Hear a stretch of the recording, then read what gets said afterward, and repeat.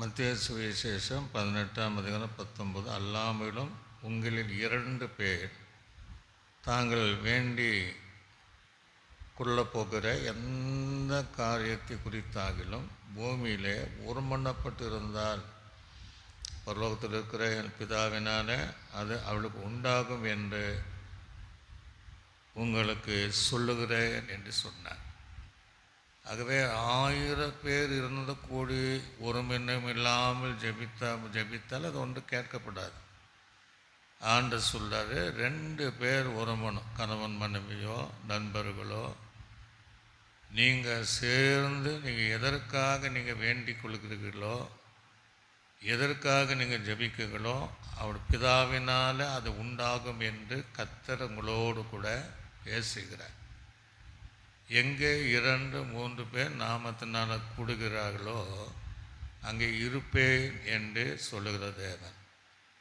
Eden தோட்டத்தில் 2 பேர் நடுவில் தான் கர்த்தர் உலாவினார். சிலுவையில் கூட 2 கல்லர்கள் நடுவில் தான் கர்த்தர் சிலுவையில் தொங்கினார்.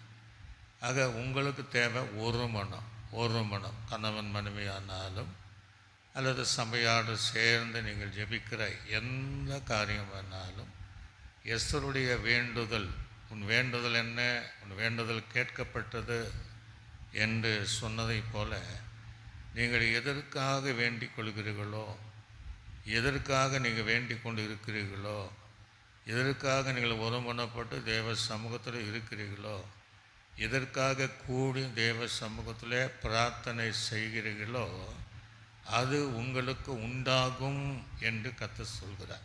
தேவனால் கூடாத காரியம் ஒன்றுமே இல்லை. தேவனால் செய்ய முடியாத கடினமான காரியம் ஒன்றும் இல்லை. அவரால் செய்யக்கூடாத அதிசயமான காரியம் உண்டோ என்று கேட்கிற தேவன் உங்கள் வாழ்க்கையில் ஒரு மனதை ஏற்படுத்துகிறார்.